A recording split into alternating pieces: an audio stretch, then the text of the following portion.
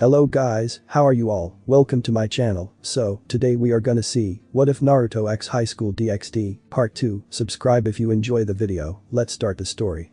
At his words Cadis threw herself into Naruto's arms and buried her head into his chest as she hugged him tightly. "Oh Naruto-kun, I love you too," said Cadis. They held the hug for a few minutes before Cadis pulled back and planted a kiss on Naruto's lips. Naruto quickly returned the kiss while pulling her body flush against his. They would have continued if Cadis's door hadn't suddenly opened. Standing in the door was Murayama in her own night clothes which consisted of yellow short shorts and a black t-shirt. "Naruto-kun, what are you doing here? Why do you have a tail?" asked Murayama in shock. Naruto quickly moved from Cadis and covered Murayama's mouth. "Could you not yell that out because that would be really helpful. And what are you doing here Mura-chan?" asked Naruto. "Don't worry Naruto-kun, my parents are away on business and won't be back till tomorrow.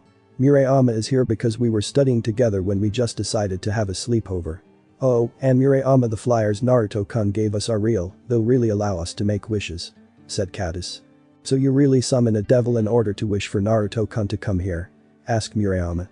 Cadis shook her head no and explained everything to Murayama that Naruto explained to her. Murayama even petted Naruto's tail, which caused her to squeal much like Cadis did.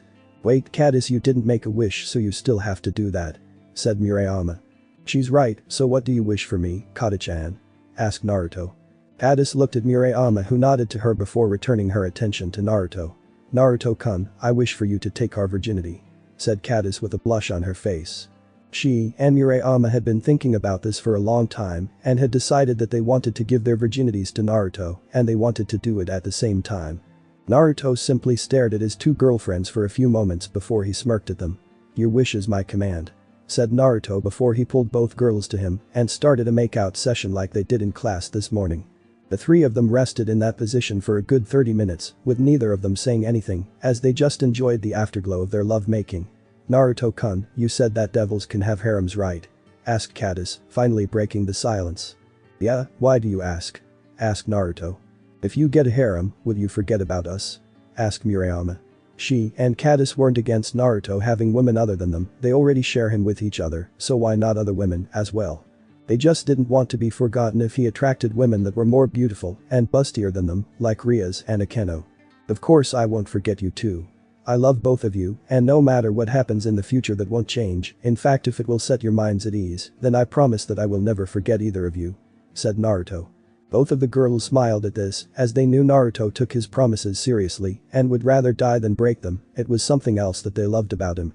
They both gave him a kiss on the cheek and then snuggled deeper into him. "So when will you be leaving Naruto-kun? Not that I really want you to, that is," asked Cadis. "You sure you don't want me to leave, cause it sure sounds like it," said Naruto. "I promise it's not like that, I would love nothing more than to go to sleep in your arms, then wake up with you still holding me.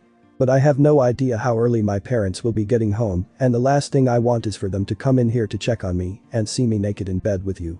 Mura-chan and I have always shared the bed whenever we had sleepovers so they wouldn't bother to check under the covers. The moment they see you however, the first thing they'll do is pull the covers off and see the three of us naked," said Cadis.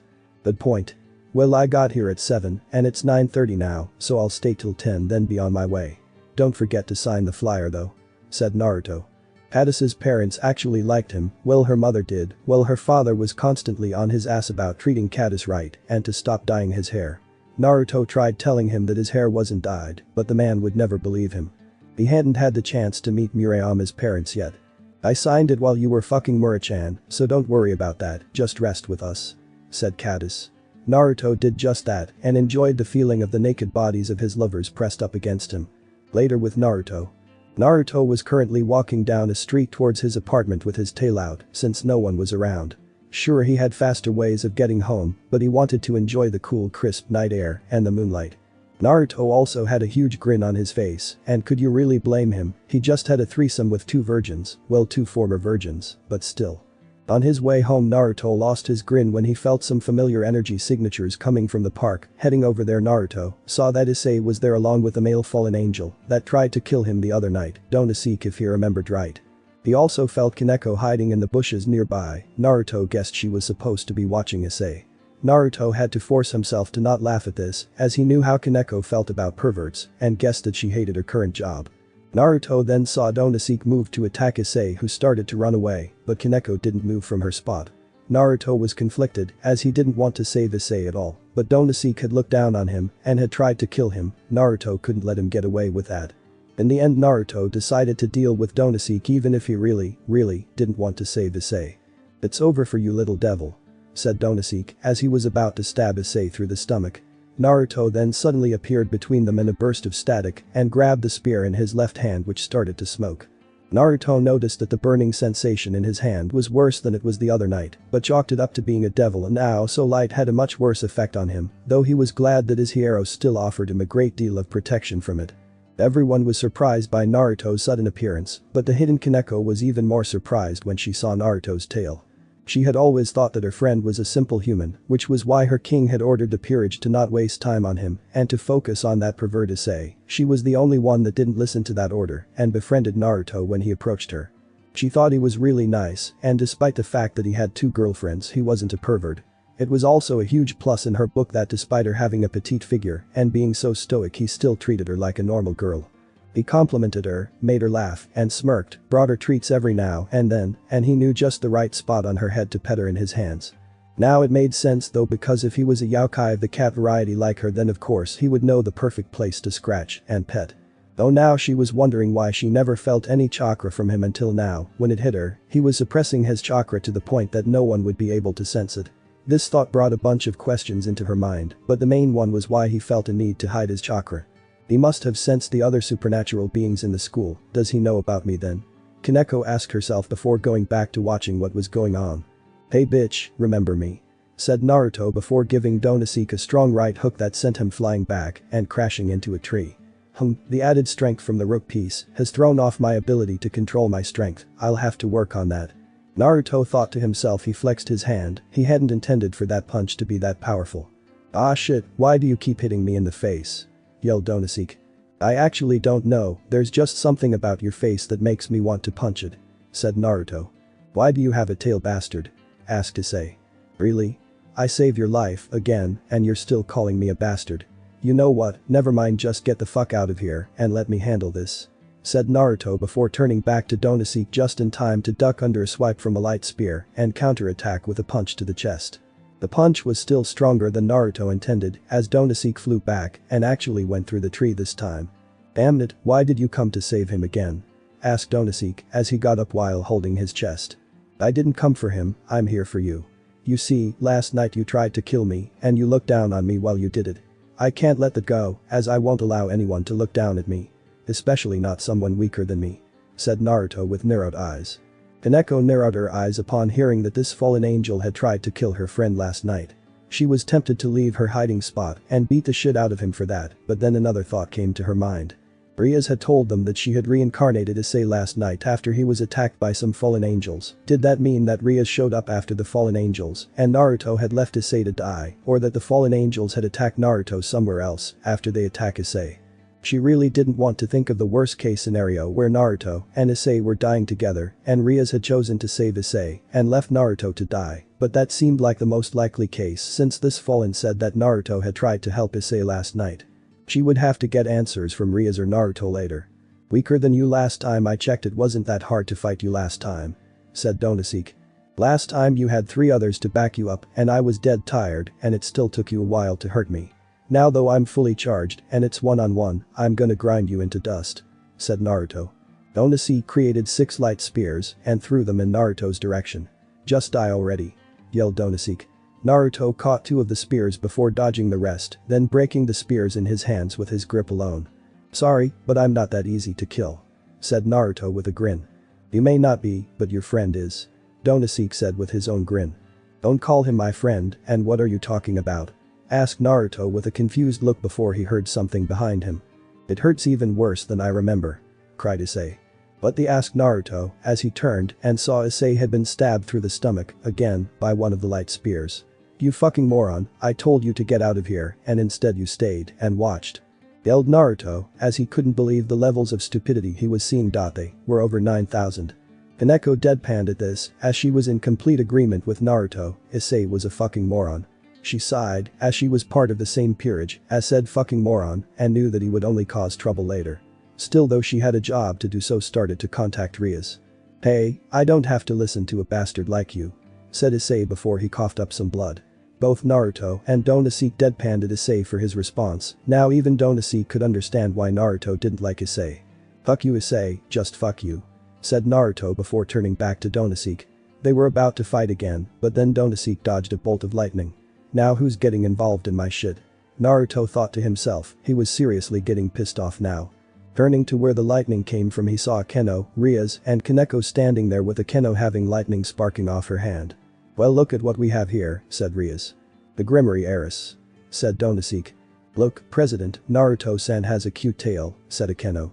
"I see, we'll confront him about that later, but for now we have a fallen to deal with," said Rias. Naruto stood there listening to Rias, and Donasek bantered back and forth with an irritated expression on his face. He then noticed Donasek trying to fly away and used Sunito to appear above Donasek. "Where do you think you're going?" said Naruto before delivering a hard axe kick that sent Donasek towards the ground with Naruto following him. When Donasek hit the ground a second later Naruto connected with a punch to the chest that had so much force behind it that the ground under them cratered. "I told you that I wouldn't let go of the fact that you looked down on me," said Naruto. Donasek quickly made another light spear and swung it at Naruto's neck. Naruto did nothing, but when the spear met his neck the spear shattered, shocking Donasek, Rias, Akeno, and Kaneko. Issei had already passed out. Naruto grinned savagely as he started to really beat the shit out of Donasek with chakra-enhanced punches. Those watching winced at each punch that connected, except for Akeno who had a deep blush on her face. Naruto then picked Donasek up and performed 3 suplexes in a row. This had the effect of breaking Donasek's wings. Donasek was barely conscious as he saw Naruto standing over him. The look in his eyes showed Donasek just how disappointed Naruto was with this fight. "It's over Donasek, I'm going to finish you with a move my mother taught me," said Naruto as he held his right hand out and the air began to swirl around it until a sphere of swirling chakra the size of a softball formed in his hand. Once the attack was fully formed, just looking at it caused Naruto to remember when his mom had taught him this attack. Flashback. A younger Naruto stood in front of a tall woman with fair skin, deep purple eyes, ankle-length crimson red hair, a slim but feminine figure, long legs, wide hips, a bubble butt, and DD cup breasts. She wore a forest green apron over a white blouse, black pants, and blue sandals. "This is Kushina Uzumaki Jijirjaka's, Naruto's mother." "What are you gonna teach me today, mom?" asked Naruto. "Well Naruto-chan, as I've told you before, due to how faithfully the Uzumaki clan has served the Shinto gods, our family were the only humans to be blessed with chakra. When I unlocked my chakra when I was a little girl I created a bunch of super strong techniques in order to protect myself and my family, though the one I'm going to teach you I didn't make until after I met your father. Thanks to you having been born half yokai and a member of Uzumaki clan you have huge chakra reserves, but you didn't have much control over your chakra, so I couldn't teach you much about my techniques. Now though, since your control has improved, I'm going to teach you one of my best techniques," said Kushina with excitement in her voice. She was happy to finally be able to pass down her techniques to her precious baby boy. "Wow, really, what technique are you going to teach me?" asked Naruto. "Here, I'll show you," said Kushina as she walked over to a large boulder. She held her hand out and the air started to swirl around it before a sphere of swirling chakra the size of a softball formed in her hand. Naruto was in awe of the sphere, but then Kushina raised her arm back, then shot in forward until the sphere collided with the boulder. The sphere drilled into the boulder before it popped outward and destroyed the entire boulder. Naruto was blown away by what he had just seen. Kushina smiled brightly as she saw her son's face. "That's the technique I'm gonna teach you, Naruto-chan. It took me years to make it and technically it isn't done yet, as I've always wanted to add a natural element to it. I actually modeled this technique after your father's great beast bomb," said Kushina with some sadness seeping into her voice at the mention of her late husband. She still believed that those devils had something special up their sleeves in order to kill her husband. Even 10 high-class devils weren't strong enough to kill a yokai like Grimjo. But that brought up the question of just what did they have in order for them to be strong enough to kill her husband. Naruto was now even further in awe of his mother. She had created that cool technique based off of one of his father's most powerful attacks. Naruto had seen his father's great beast bomb a few times, and each time it amazed him at just how powerful his father was. "What is your technique called, mom?" asked Naruto. Kushina smiled at her son before answering. "Well, my little panther prince, my technique is called Flashback End. Rasengan," yelled Naruto as he drove the attack into Donasek's chest. Screamed Donasek in unbelievable pain as the sphere drilled into his chest, grinding away at flesh and bone as if it was nothing at all. Hineko and Rias winced at the sound of the man's screams, but also focused on the attack Naruto was using. For Rias the attack was interesting, as she could feel the pure power behind it, but yet here was Naruto with full control over it. She always knew that chakra was strong, it was one of the many reasons she was happy Kaneko was a part of her peerage, but the girl refused to use the abilities granted to her by her Yokai heritage, other than her sensing abilities. Rias wasn't an idiot, she knew that after what she said to him last night she wasn't exactly in his good graces, but maybe there was another way to get him to use his power to help her. Maybe Kaneko not focusing on his say like I ordered is actually a blessing in disguise. If I work this right I should be able to use his friendship with Kaneko to get him to help me. Rias thought to herself. Kaneko was transfixed by the sphere of pure chakra, she had never seen an attack like it before. As a Yokai herself she knew just how destructive chakra could be when used for offense, but ever since that whole situation with her own sister, she hadn't used her chakra at all. Relying completely on her devil powers ever since Rias turned her. She wondered if she started using her chakra again, would she be as strong as Naruto clearly was, if so then maybe she would start using her chakra again, as long as Naruto was there to teach her. Hineko then glanced at Rias and saw a gleam in the Riti's eyes, a gleam that she didn't like. What's happened to you, Rias? When we first met you were so nice and understanding, but for the last couple of weeks you've been very cold, power hungry, and manipulative. I don't like this Rias, I want the old Rias back. Kaneko thought to herself. She could tell that something was going on with Rias, but for some reason Rias wouldn't tell them. And what was Akeno doing during all this? Well she was sexually panting while holding her flaming red cheeks and rubbing her thighs together with her lady juices running down her legs. It was safe to say she was greatly enjoying the pain Naruto was putting the fallen angel through, in fact his last attack and the scream of the fallen angel had actually caused her to climax. I wonder if I can convince Naruto-san to teach me that technique, the amount of pain I'll be able to cause with it. Akeno moaned in her head. For a few moments Naruto's attack continued to grind into Donaseek before it finally decided to burst, which caused the crater Donaseek was in to grow in size, while his chest caved in on itself in the shape of a spiral. Naruto stood up and walked away from the now dead body of the fallen angel Donaseek. If he was honest Naruto was extremely disappointed with the fight. Sure he knew he outclassed Donaseek in every way, but he at least expected Donaseek to put up a better fight for his life than that. There was no strategy or tricks, it was just to create a light spear and attack directly. How tired was he last night to actually lose that fight? Mom was right, I train myself way too hard sometimes if I lose to people this week just because I exhausted myself, even if there were a total of 4 of them. Naruto thought to himself. Before Naruto could walk off and go home he was stopped by the voice of Kaneko. Naruto. Called Kaneko. Naruto stopped and looked back at Kaneko. Sup Ko-chan. Said Naruto casually, like he didn't just violently kill someone. Yokai, said Kaneko simply. Yes, well half Yokai actually. Said Naruto with his tail lazily waving behind him. Nekomata? Asked Kaneko, unsure if she's ever heard of a male Nekomata. Close, but no, I'm a panther Yokai, which is why I only have a long tail. You on the other hand, are a Nekomata, no the way your chakra flows is different, you're a Nekashu. Said Naruto. His father had hammered into his head early on how to feel out someone's energy, as knowing exactly what your opponent was helped greatly in figuring out how to take them down. Rias and Akeno were shocked by how fast he figured that out and just from her chakra flow. I have questions, you have answers. Said Kaneko. Naruto grinned at her before he started walking away again. I'm sure you do have questions Ko-chan, and I'll answer what I can, but not tonight. It's already late and we have school tomorrow so find me when you have some free time and we'll talk. Oh, and Ko-chan, from the feel of your chakra I can tell that you don't like your heritage too much. I don't know what happened to make this so, but I hope you'll tell me at some point. With your white hair I'm guessing your tail and ears make you look really cute and I'd like to see that one day. Said Naruto before disappearing in a burst of static, using Sanito to get home. Kaneko was shocked at what Naruto was able to learn about her from just reading her chakra. Her cheeks gained a little pink to them though when he mentioned that she would look cute with her cat features showing. What she really liked though was that even though he knew that there was a reason she didn't like her Nekashu heritage, he wasn't pushing for her to tell him right away and was willing to wait until she felt ready. At this point Kaneko felt something inside of her pulling her towards Naruto. She had felt this pulling before, but now that she has seen him fight and heard those words the pull was much stronger. What she didn't know was that that pull was her instincts trying to pull her towards a strong mate. Well that was an interesting interaction, wouldn't you say Rias? Asked Akeno. Yes it was Akeno, tell me Kaneko, just how close are you and Naruto-san? Asked Rias. I don't want to punch him for calling me Ko-chan. Answered Kaneko. I see I have some questions. I want you to ask him for me once you talk to him, but for now I need to get Issei healed," said Rias with a gleam in her eyes. Kaneko didn't like that gleam, but nodded anyway, while hoping that whatever the questions were wouldn't ruin her friendship with Naruto. In the abandoned church. "What do you mean Donasek is dead?" yelled a female voice. The owner of the voice was a tall woman standing at 6'3" with pale skin, waist-length black hair, bright yellow eyes, a slender but feminine build, a narrow waist, wide hips, long legs, a bubble butt, and H-cup breasts. Her clothes, she wore gold-colored stiletto heels, black leather tights, a gold-colored studded belt, a black tube top that barely held her breasts back, and a studded collar around her neck. On the woman's back were 6 black feathered wings.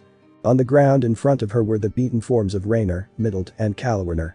The woman had savagely beaten them when they told her of Donasek's death. It wasn't that she actually cared about Donasek, but the fact that she had lost another servant. "We're sorry Lady Sora, but Donasek is dead. Before he died there was a huge flare of chakra, the same chakra that has been killing the others," said Rainer. "Damn it, we knew that the devils were renting this land from the Shinto faction, so we should have expected at least one Yaokai to be here. Still, we can't afford to keep losing men, so I want you 3 to find that damn Yaokai and kill them, but do it covertly. We still have a few days before that nun gets here, so we don't need the devils to learn of what we're doing," said the now named Sora. "As you wish Lady Sora," Rainer, Middled, and Kalwerner said at the same time. "We have to find some way to get word to Azazel-sama, this bitch, and Kakabiel are gonna start another war," Rainer thought to herself. Currently we find Naruto laying on his back on the roof of the school. It was lunchtime, and he was waiting for Kaneko to come and ask him whatever question she had. While waiting for Kaneko, he was thinking about the interesting day he's had so far. The moment he walked onto campus, he could hear people whispering about why Caddis and Murayama came to school walking with a limp and a glow around them. The boys instantly thought nothing of the glow and just assumed Naruto had hurt them, while the girls came to the conclusion that they and Naruto had finally had sex. Naruto wondered if Caddis and Murayama had told everyone that they had sex, but didn't really mind if they did. As he loved them, and if they wanted everyone to know, then fine. When he found them and asked if they told everyone, they both said no, as apparently Caddis told them that her limp came from slipping in the shower and Murayama told them that she tripped on her way to school.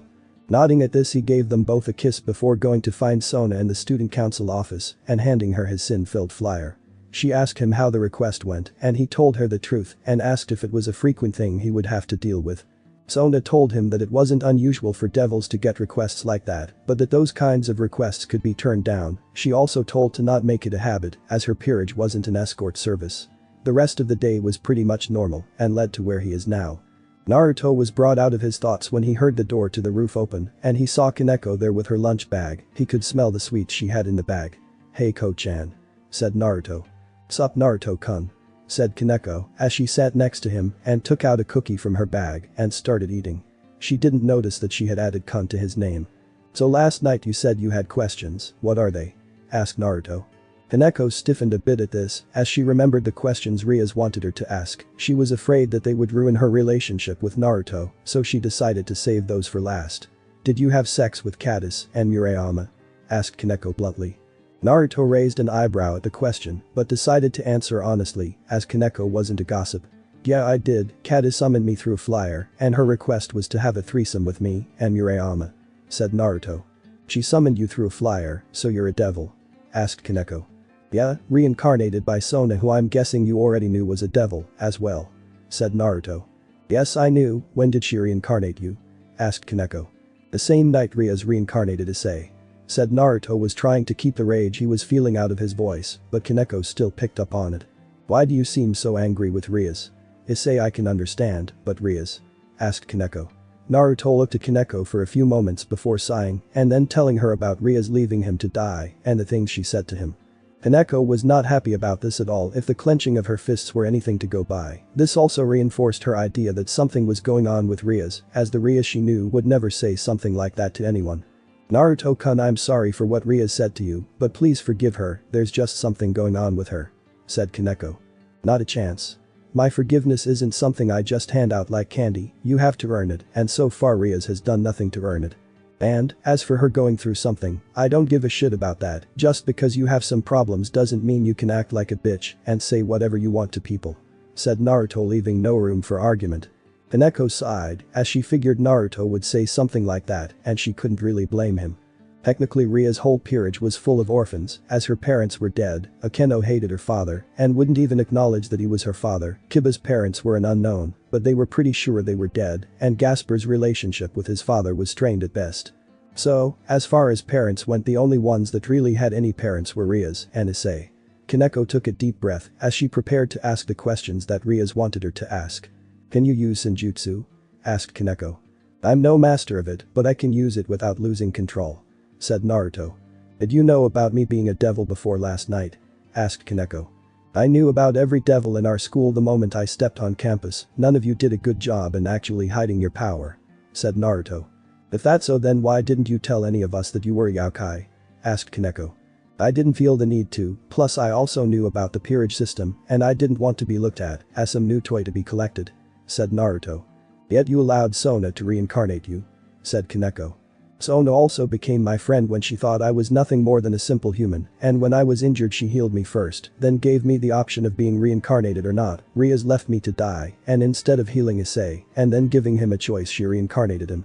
And then continued to use him as bait for the fallen," said Naruto with a snarl in his voice, and his eyes narrowed. Kaneko flinched a bit at this, but she knew Naruto wasn't really mad at her. She knew asking these questions had the chance of hurting her relationship with Naruto, but she really hoped that it would still be intact after this last question. "How did your parents die?" asked Kaneko.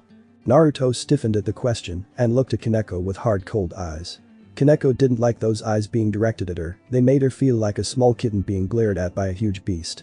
She had only seen these eyes when Naruto would catch the perverted trio peeking in the girls' locker room. A small part of her was mad at Ria's because those eyes are now directed at her. "My dad died when a group of high-class devils tried to force him into one of their peerages, though he managed to kill all of them. My mom and I didn't understand how they managed to kill him, as my dad was far from weak, he was actually very close to being Satan class in power. Later my mom and I were attacked by fallen angels, we fought and were doing fine for a while, but my mom was human and we were no match for a 10-winged fallen. I was forced to watch as she was decapitated in front of me and then I was left alive so that the bastard could hunt me down later," said Naruto while tightly clenching his fists. Kaneko looked down as she had forced her friend to talk about something so personal and painful. She couldn't even remember her mother and father, but Naruto had been forced to live through his father being murdered and then being forced to watch as his mother was killed. "Naruto-kun," said Kaneko. "What?" Naruto said harshly. He didn't mean to be harsh with her, but talking about what happened to his parents would always put him in a bad mood. Kaneko flinched a bit at his tone, but could understand that he wasn't much in the mood for talking. She took a deep breath before deciding to do something she never thought she would do. She allowed her white cat ears and her tail to show. Naruto's eyes widened at this, as he really didn't expect for her to do something like this. "I was right, she does look very cute with her cat features showing," Naruto thought to himself. "When I was very young, my big sister and I lived on the streets with her, stealing in order to feed the both of us. One day a devil came and offered my sister a place to stay and food in our stomachs in exchange for her becoming a part of his peerage. She accepted. For a time things were fine, but then one day I woke up to a bunch of devils storming the house we were living in and then being taken away and imprisoned. They said my sister had gone crazy after using Senjutsu and killed her king before abandoning me. Some time later I was before a council of devils and they were going to execute me for my sister's crimes. However, before they could make the decision final, I was saved by Ria's brother and put under Ria's care. It took a while, but I warmed up to Ria's and allowed her to reincarnate me, and I also dropped my original name and Ria's named me Kaneko," said Kaneko. Naruto said nothing as he took in everything that Kaneko just told him. It was obvious that what she just said was very hard for her. Walking over to her, Naruto placed his hand on her head and started to gently rub her ears, causing her to purr. He wanted to ask what her real name was, but chose not to, as she had already revealed enough personal stuff for one day.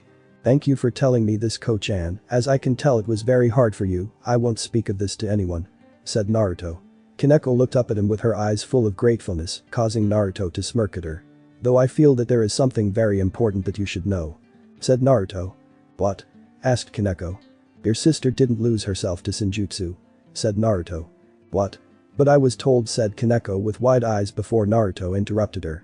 "You were told by devils, probably the same devils that wanted to kill you for something you didn't do, and the same devils that went and started the mass murder of our people," said Naruto.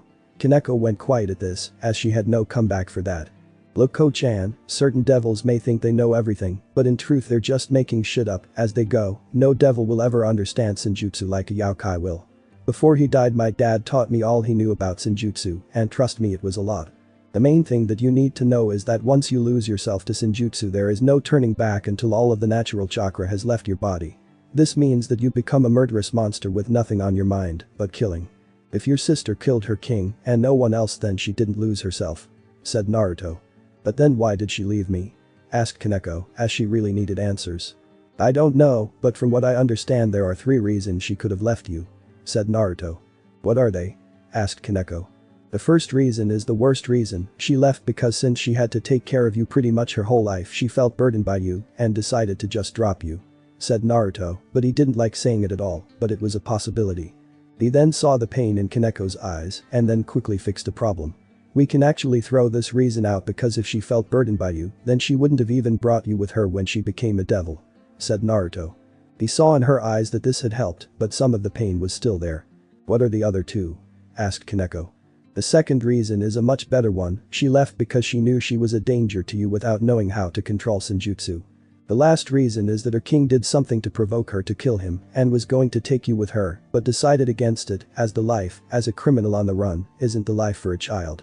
The problem with these reasons is that we need your sister to confirm any of them, said Naruto. You've given me a lot to think about Naruto-kun, said Kaneko. I'm sure I have Ko-chan, but we should get going since it won't be long before lunch is over. Oh, and next time Rias wants answers about me tell her to grow a pair and ask me herself, said Naruto. How did you know? Asked Kaneko not even trying to deny it. I know how to read people and you've been uncomfortable ever since you asked about me using Senjutsu, said Naruto. I won't do this again, said Kaneko. I don't mind you asking me questions Ko-chan, I just want them to actually come from you, said Naruto. Kaneko nodded at this before they left to rejoin everyone else. The rest of the school day went by normally with Naruto attending the rest of his classes while also spending time with Murayama and Katis. At the end of the school day Naruto told his girls that he would call them later as he had work to do for Sona, they understood and gave him a deep kiss each before walking off while still having a visible limp. After getting to the student council office Naruto started working on his homework as Sona was strict about her peerage keeping their grades up. Once he finished he sat back in his chair in order to relax before feeling a weight on his lap. Looking down he noticed that Benya had sat herself down on his lap while she continued to do her work. He was about to question her on why she did that, but when she looked at him with those sleepy gold eyes, he just couldn't bring himself to say anything, so he just rubbed the top of her head. And went back to relaxing. Benya smiled at this while the other girls glared in jealousy at her, even Sona. After a while everyone had finished their work and Sona had an announcement. Alright everyone, we have a stray devil to take care of, said Sona. Gather around everyone and I will teleport us to the location that we need to go to, said Sona. Everyone walked over to Sona with Naruto having to take Benya off his lap in order to stand up only to then have Haruko jump onto his back and having to support her by holding her thighs. Haruko blushed as his hand sank into the meat of her thighs, but she simply wrapped her arms around his neck and pressed her breasts into his back. Naruto felt this but didn't do anything about it. If she was fine with doing it then why should he stop her? The girls glared at Haruko in jealousy before Sona created a magic circle under them and they disappeared. The outskirts of Kuo. When everyone reappeared they were in the outskirts of Kuo in front of an abandoned warehouse. Alright everyone, our target was reported to be here, his name is Zidonius and he went stray after raping and killing his king's daughter, so our job is to make sure that tonight is his last night alive, said Sona. Naruto was already ready for a fight, but now he was downright pissed and ready for a slaughter. He could even feel Pantera stirring inside him. He then stiffened as his senses were going crazy. What's wrong Rito-kun? Asked Haruko as she felt him stiffen. I'm fine, but Sona-chan, you said that Zidonius is our only target, right? Asked Naruto. Yes, that is correct. Why? Asked Sona. I'm sensing a lot more than one devil in that warehouse, said Naruto, shocking everyone but also getting them to be even more on guard even though Haruko still didn't get off of him. That is strange, stray devils don't usually group together at all since it makes it much easier to find them. How many are you sensing Naruto? Asked Sona. I'd say about 40 in total, but there is one that seems to be stronger than the other 39, said Naruto. That one must be our target, everyone gets ready for a fight, said Sona. Actually Sona-chan, let me handle this on my own. You've already explained to me what every piece of the evil pieces can do and you did say you would need a demonstration of what I can do, said Naruto with a feral grin. Sona stared at Naruto for a few moments before nodding her head. Very well Naruto, but the moment it looks like you're having trouble we will step in. Said Sona seriously. You'll find that I won't need help with something this simple. Said Naruto as he put Raruko down and walked towards the doors of the warehouse. He then kicked the doors in with so much force that they flew off the hinges. This caused every stray devil to turn their attention to him while his feral grin grew even more. Are you ready to put on a Pantera show? Naruto asked in thought. I'm always ready, let the slaughter begin. Said the excited female voice of Pantera. Naruto held his right hand up and light particles gathered before a sheathed katana appeared in his hand. The sheath was light blue matching the sword's handle, while the guard took the shape of a rigid and crooked S. What is that? Asked Tsubaki. Oh that's right I haven't told any of you. Naruto-kun has a sacred gear called Destruction Pantera. It gives him many abilities that I will explain as I see them and, as you can see, its physical form is that of a sword. Said Sona. Well now that I know he has sword skills, this means that I can train with him as well. Said Tomo. Tomo was usually attracted to younger boys or boys that at least appeared to be younger, but things changed when she met Naruto. There was just something about him that she couldn't explain, but it drew her in and made her want to know him. As they became friends and really got to know each other she couldn't help but start to fall for him. Naruto looked around the area and saw the mutilated bodies of a lot of people, though most of them were women, he could only imagine the horrors they suffered through. He could feel the rage inside him boiling and waiting to be unleashed. Placing the sheathed blade on his left hip, Naruto started to walk further into the warehouse while remembering something his dad told him. Flashback. A younger version of Naruto, 5 years old, was on his hands and knees with his body covered in bruises from the harsh training he was being put through. Most would think that a child so young would be sad or cry because of the condition they were in, but that wasn't the case with Naruto. Naruto was pissed because he had lost yet another fight against his dad. Naruto forced himself to stand up despite the pain he was feeling and glared at his dad. Grimjo Jijirjakas was a tall, muscular man with light blue hair and light blue eyes with green lines below them, and swaying behind him were two light blue tails, showing that he was a master of Senjutsu. For clothes he wore white hakama with a black sash around the waist, no shirt, but a ragged white jacket with an upturned collar and black boots with a white trim. That rage you're feeling, I want you to use it. Most idiots think that rage in battle will make you sloppy, and sometimes they're right, but that's only if you let your rage cloud your mind. I don't want you to lose yourself to your rage or to suppress it. I want you to direct it, let it make your attack stronger and your movements faster. Said Grimjo with a feral grin. Naruto just growled before moving to attack his dad once again. Grimjo easily blocked all of Naruto's attacks, but he did notice that the attacks were stronger and faster, meaning Naruto was doing as he asked. Grimjo then saw something that actually shocked him. He saw Naruto's purple eyes turn gold and the lines under his eyes thicken. He also felt the power Naruto was now using. Incredibly, he's using Senjutsu and he doesn't even know it. Thought Grimjo in surprise. With one final push Naruto got through Grimjo's defense and landed a punch to his chest which caused Grimjo to slide back 2 feet. At that point Naruto fell to his hands and knees again while panting as his eyes and markings returned to normal. I did it. I finally hit you. Dad. Said Naruto before falling to his face. That's my boy. Was the last thing Naruto heard before he passed out. Flashback end. Using what his dad had taught him, Naruto was taking control of his rage and directing it at these monsters before him. Well, what do we have here? A little pest with a toy, and look, he's brought a group of little whores for us to enjoy. Said one of the stray devils. They smell like virgins, so I bet they're nice and tight. Said another stray devil. I can't wait to hear them beg for our coon once they're broken in. Said another stray devil. I call dibs on the small one with the gold eyes, I bet I can split her in half on my cock. Said another. I want the white-haired one, I haven't had a girl with that hair color yet. Said another. I want the one with dark blue hair, her breasts aren't big, but look at that juicy ass. Said another. I call the one with the long hair and glasses, those tits will feel so good wrapped around my cock. Said another. I want both of the boys, I love seeing the broken look a man has in his eyes when a large cock is forced up his ass. Said another. I want the one with the bob cut and glasses, her serious face just screams she needs dick in her life. Said another. Naruto was practically a volcano ready to erupt with how boiling hot the rage inside him was with every word they were saying. Pantera wasn't any better, as she was practically foaming at the mouth with her rage, adding to Naruto's. Sona and the rest of her peerage were very uncomfortable with what was being said, but they were also angry that these strays thought that they would just sit back and allow them to do these disgusting things to them. They didn't move though, as all of them could pretty much feel the raw white-hot rage coming from Naruto. They smirked at this, as they had all seen what happens when Naruto is pissed. Naruto's body started to glow light blue color, and then everyone in the area felt some kind of force pushing down on them. A lot of the stray devils fell to their knees because of the pressure, while Sona and the others didn't move since the pressure wasn't focused on them. You dare to speak so disrespectfully about my friends, worse you dare to speak about them like that in front of me.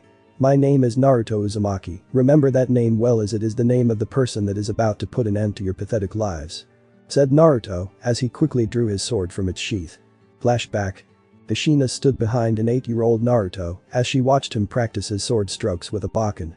She smiled at his determination as he had been at this for hours and hadn't stopped for any reason. Remember Naruto-kun, be sure to follow through with every swing and never hesitate. If you are going to hesitate, then don't even bother to draw your sword. Your sword can't heal anyone, it can be used to end life, to save life, and to defend your ideals, but it can't be used to heal. Because of this you must always be sure of yourself and your swings, because once you cut something with your sword, there is no taking back your cut. Said Kushina. Naruto just nodded as he continued to practice his strokes. His mom was teaching him both Kenjutsu and Kendo, two completely different sword arts, since Kenjutsu was meant to kill an opponent as fast as possible, while Kendo was meant to bring balance to oneself. As they worked to mold the mind and body, Kushina figured that if Naruto could master both, then he would become an unstoppable swordmaster. You also need to remember that your sword is an extension of yourself, it is a part of you. Trust in your sword and never fear it. To fear your sword is to fear yourself, and to master the sword you must know and accept yourself. Said Kushina. Time skip. Two Bakken slammed into each other as a 10-year-old Naruto spared Kushina. Let your sword guide you from within, let it tell you how to swing it, let it tell you how to block, and let it tell you how to win. Said Kushina as they continued to spar. Flashback end. Disappearing in a burst of static, Naruto appeared in front of one of the stray devils and with a quick swing of his sword, removed the devil's head. He disappeared again before appearing in front of another stray and stabbed him in the heart. He continued like this until he killed 10 of the strays in less than 5 seconds. Wow, Naruto-kun is so fast. Said Tomo. What is this ability, Sona-sama? Asked Benya. I believe that we are seeing the ability called Sonido. Naruto said it was a high-speed ability, but I wasn't expecting it to be this fast. This ability will definitely nullify the decreased speed that rooks are supposed to have. Said Sona. The stray devils were finally able to overcome the pressure they were under and went to attack Naruto. Naruto decided to fully test what his strength was like now and sheath his sword before charging back at the stray devils. The first stray came to was hit with an uppercut that actually caused his head to fly off his body and through the roof of the warehouse. Naruto then quickly moved to the side and kicked another stray so hard that he actually bisected the stray. Naruto was a killing machine, as every kick and punch caused one of the strays to die. Looking at that strength, I didn't think the rook piece would increase Naruto-kun's strength this much. Said Tsubasa. It's not all rook strength, Naruto-kun is also using his chakra to further increase his strength. Said Sona. A stray with large blades for arms ran at Naruto prepared to stab him, while Naruto simply held up the palm of his hand. When the blade made contact with his skin it broke, shocking the stray before he died due to Naruto shoving his fist through his chest. That was the defensive ability called Hierro, it gives him skin that is as hard as steel. That combined with a defense boost from his rook piece makes for a truly amazing defense. Said Sona. Damn, training with Naruto-kun is going to be intense. Said Tsubasa. Naruto continued to fight, but now he was starting to get bored, his hands then started to spark with red energy. You know, I was expecting much more from such a large group, but you guys are really boring me, so say goodbye Bala. Said Naruto as he threw a punch that launched the energy from his fist and tore through 5 strays. What you just saw is what I believe to be called a Bala. According to Naruto, it is a very fast energy blast, but it is not as strong as some of his other energy-based attacks. Said Sona. Rooks are normally hand-to-hand fighters, having one that can also use distance attacks will be a nice surprise for any future enemies or raiding game opponents. Said Momo.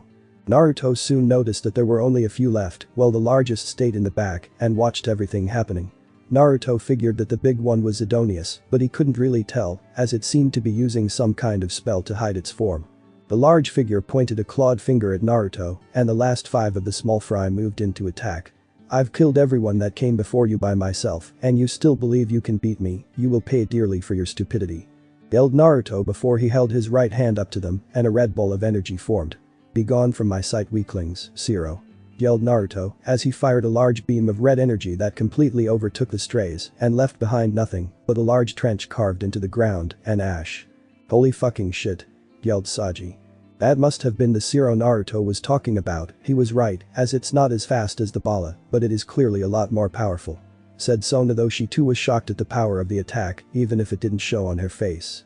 Well, that's 39 down and 1 to go. I assume you're Zidonius, said Naruto as he started to walk towards the figure that was still hiding himself. That is correct, since you know who I am there is no need to continue hiding myself with this silly spell, said Zidonius, and with a swipe of his hand removed the spell.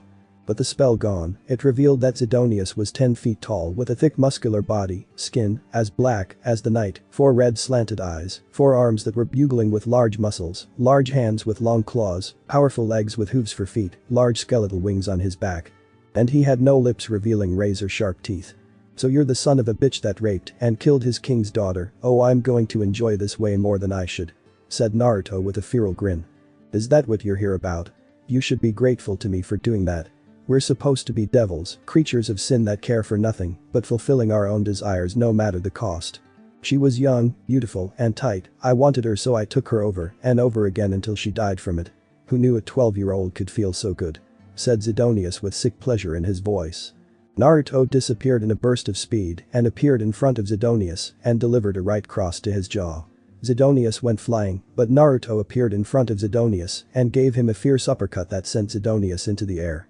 Naruto appeared above him once again, and this time a hard axe kick to the top of his head that rocketed Zidonius into the ground. When Naruto landed on the ground, Zidonius shot out of the crater his body had made and tried to attack Naruto with his claws. Unfortunately for him, Naruto's hero protected him from Zidonius's claws while he blocked all of the stray's strikes. With a couple of well-placed punches and kicks, Naruto broke all 4 of Zidonius's arms before palm, thrusting him in the chest and sending him across the warehouse. Man, this fight was boring. I expected so much more from a group of 40, but you all were so weak. At least I get to enjoy destroying a piece of trash like you, said Naruto before he unsheathed his sword just enough to show the sharp edge. Then he ran his right index finger along the edge, drawing a little blood. Pantera was one of the few objects that could easily cut through his hierro. Naruto then held his right hand towards Zidonius and charged another Zero, but this one was light blue with a red outline. Be gone from this world, Gran Ray Zero, yelled Naruto as he fired a blast that was 5 times bigger than the original Zero he fired earlier. The blast completely destroyed Zidonius and the back half of the warehouse, along with the land behind the warehouse. Holy fucking shit, yelled everyone, including Sona. He said that a Gran Ray Zero was a stronger form of a Zero, but hearing about it and seeing it is a completely different thing, said Sona.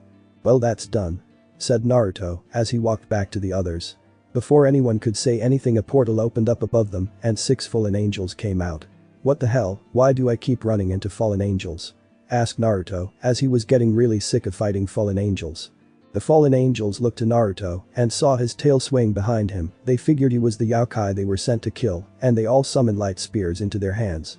Naruto and the others got ready for a fight, but before anyone could move, all 6 of them were suddenly killed by red, yellow, and pink light spears going through their heads and chests.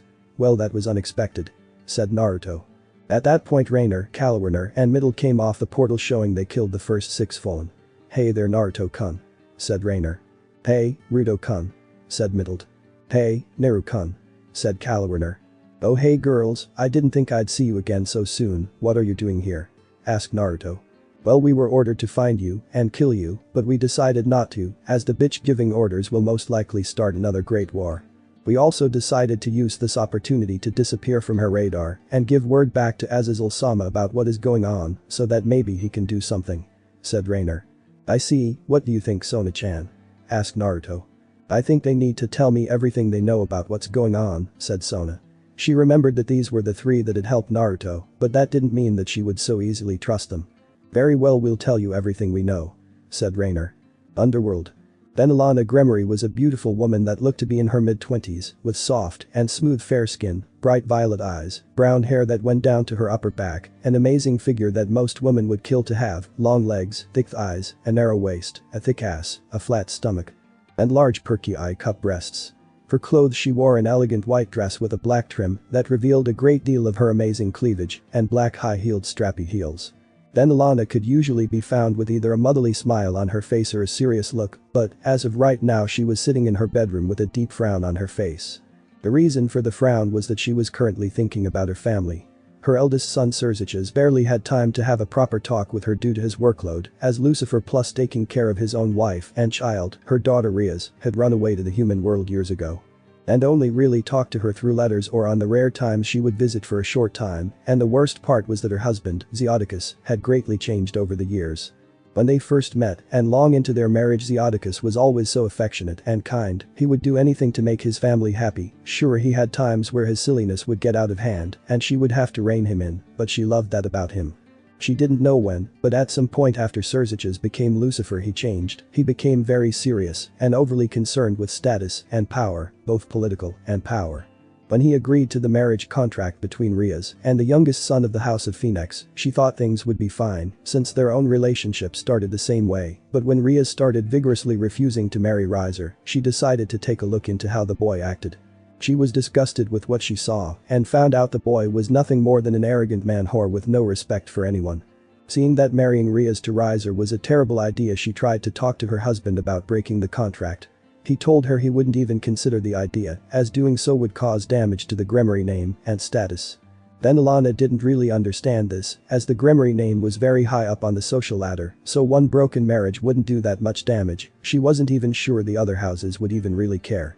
She talked to Lord and Lady Phoenix about breaking the contract, and to her surprise, they agreed that the marriage between Rizer and Riaz was a bad idea, seeing just how much Riaz hated Rizer, and Rizer's attitude in general usually turned people off. Apparently they had tried to marry Rizer off to someone before, but no one was willing to allow their daughter to marry someone like Rizer. Even some of the most power-hungry families had refused, as they felt Rizer's attitude and rudeness would cause them to drop in status.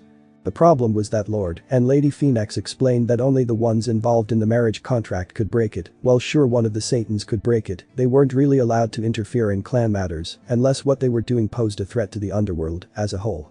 Knowing that Riaz would agree to break the contract before she could even finish the question, she went to talk to Rizer and tried to convince him to break the contract. The little shit didn't pay attention to a word she said and was content to simply stare at her breasts while feeling up two of his pawns. She got up to leave, as she figured that talking to him was a lost cause, but when Rizer thought she was out of hearing range, she heard him say that he hoped Riaz's breasts would grow to be as large as hers. She really wanted to destroy him for that comment. Later she would ask her husband once again to break the contract because of how unhappy it was making Riaz. He told that it was time that they stopped babying Riaz and she did her part for the clan, and that a child with the power of destruction and Phoenix regeneration would be a great boon for the clan. Then Alana tried explaining that Riaz becoming pregnant would not only take a long time, not to mention she was too young to have a child, and that there was no guarantee that the child would have both powers or either powers. Zeodicus became irritated with arguments and told her heatedly that Riaz would just have to keep trying until she became pregnant with a perfect child. Then Alana reminded him that devil women didn't become pregnant as fast as human women. Proof of this was how far apart Serziches and Riaz were in age. Zeodicus said nothing after that, he simply gave her a cold look before leaving. Since then Zeodicus had been very distant and cold to her. He spent most of his time with his harem to the point that he barely ever shared the bed with her anymore. He stopped using any kind of pet name for her and only referred to her by her first name. And he never even consulted her when he made decisions for the clan anymore. She had tried to talk to him many times before, but he only ever gave her short answers or tried to end the conversation as fast as possible without even looking at her. I need to stop thinking about Zeodicus and focus on the matter at hand. Then Alana said to herself before going to her nightstand and pulling out a few reports from her familiar about how Riaz was doing.